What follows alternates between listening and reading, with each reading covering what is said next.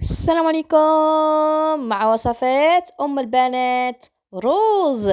بسم الله بدينا وعلى نبينا صلينا وكي راهم دايرين حبابي. نرحب بجميع المشتركين ونشكر كاع اللي خلى لي تعليق ودعمني. نقولكم قناتكم بيكم تكبر.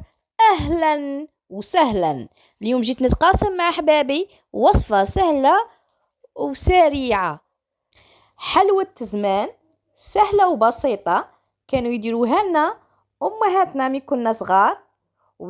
وبهذه المناسبة نحيي أمي وجميع الأمهات.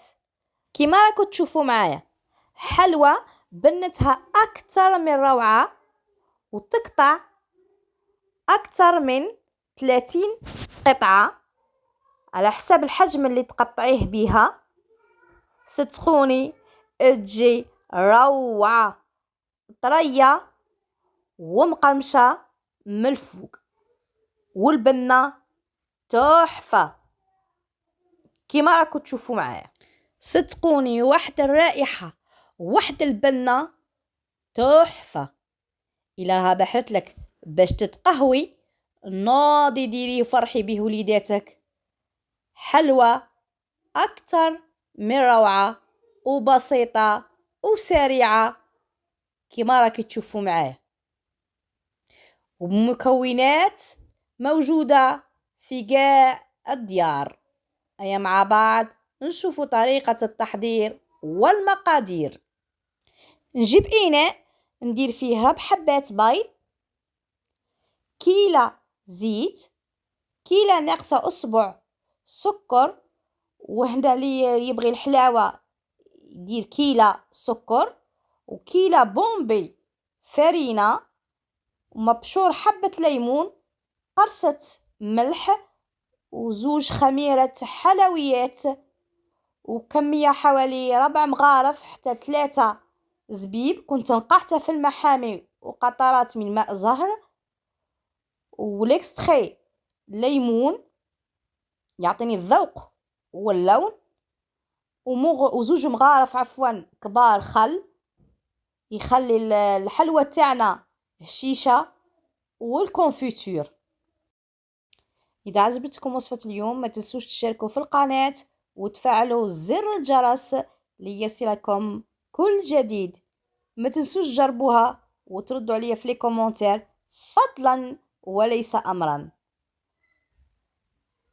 هنا نضيف على ربع حبات بيض رشة الملح، ومبشور حبة ليمون، وكيلة ناقصة أصبع سكر، ونحاول نضربهم بالليد ولا بالضراب الكهربائي حتى يذوب كاع السكر كما غادي تشوفوا معايا.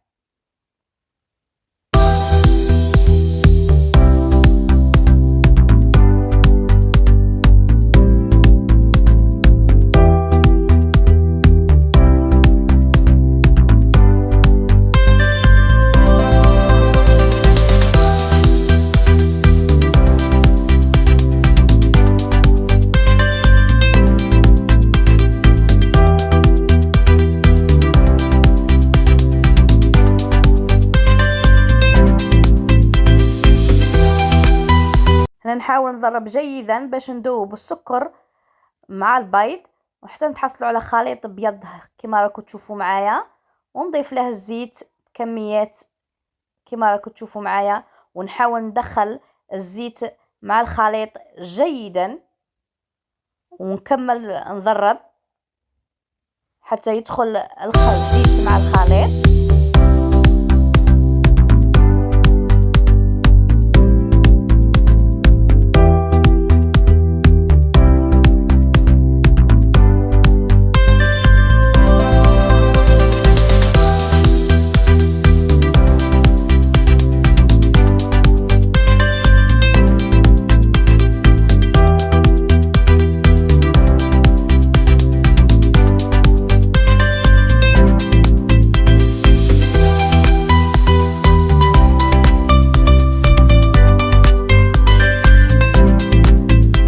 مورف كبيرة ليكستخي ليمون يعطي المذاق واللون. ونخلط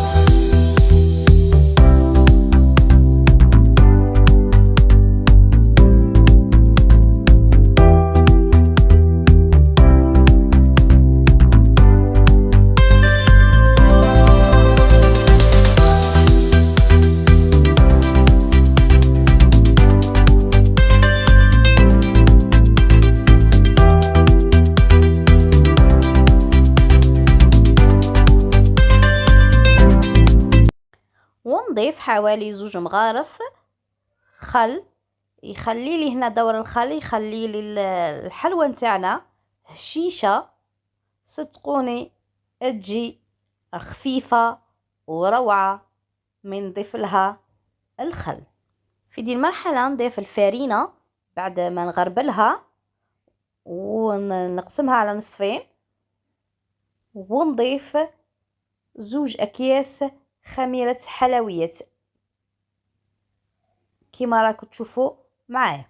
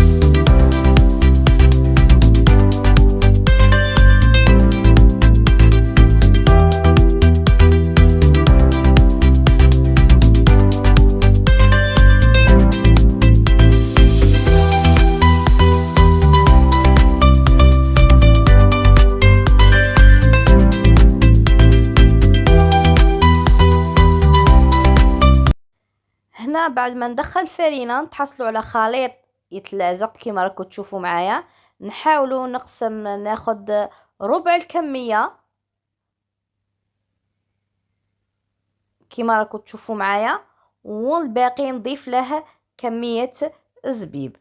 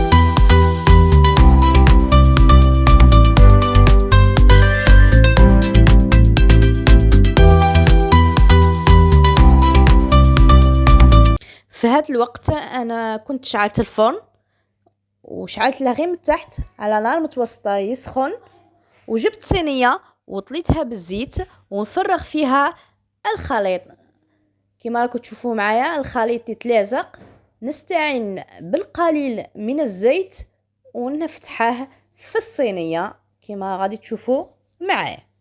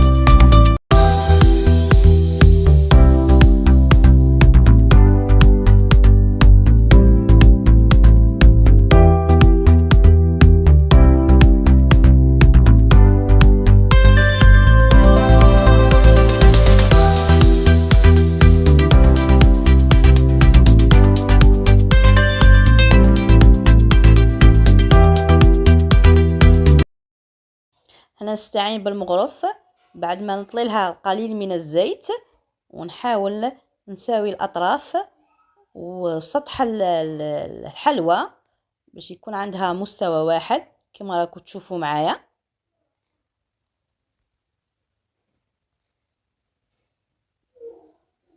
في دي المرحلة نضيف حوالي 6 مغارف كبار كونفيتور كما غادي تشوفوا معايا.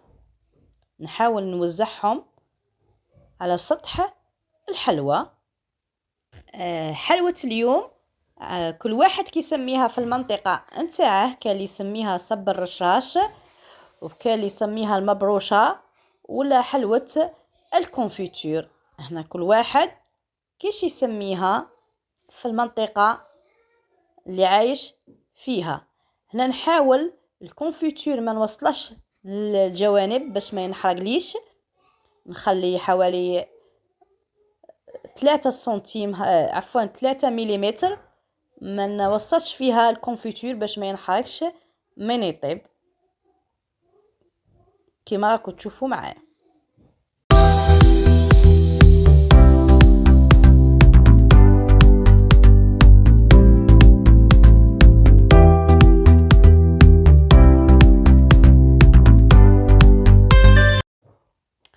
نجيب الكمية نتاع العجين اللي خليتها ونضيف لها الفرينة حتى نتحصلوا على عجينة كما غادي تشوفوا معايا.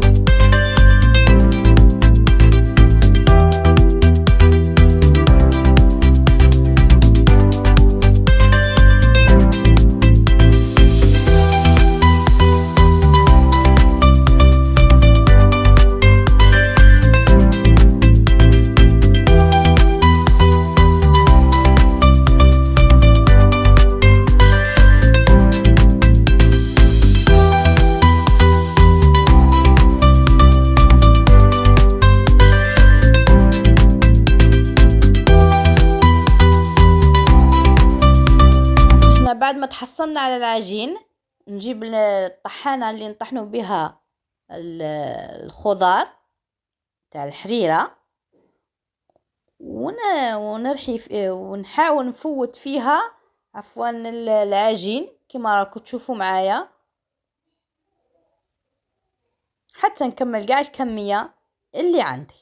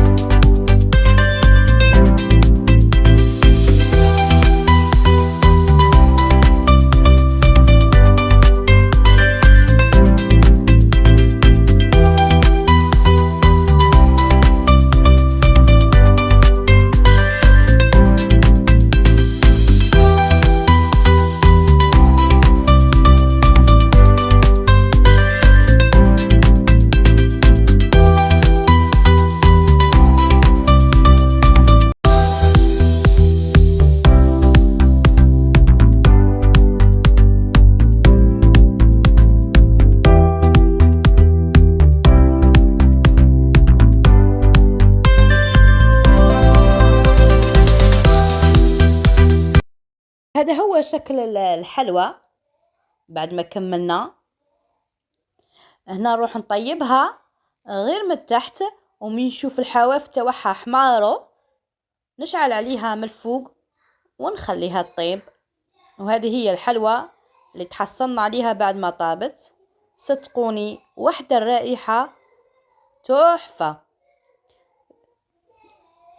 جربوها وردوا عليا في لي كومونتير فضلا وليس امرا. اذا عجبتكم وصفة اليوم ما تنسوش تشاركوا في القناة وتفعلوا زر الجرس ليصلكم كل جديد. صدقوني تجي روعة. نقطعها كما راكم تشوفوا معايا، وكل واحد حر في طريقة التقطاع وفي الحجم الحبة. ناضي ديريه وفرحي به وليداتك، خصوصا الوليدات مي راهم يحفظوا. انا ضفنا فيه الزبيب باش يعاونهم للحفظ. صدقوني تجي روعة.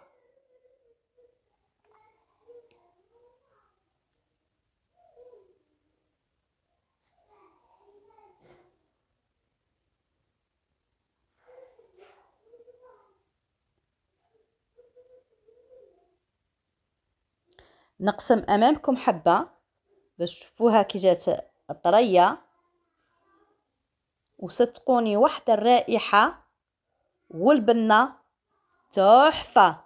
ناضي ديريه فرحي بيه وليداتك في هذه العطلة. مع وصفات البنات روز. سلام.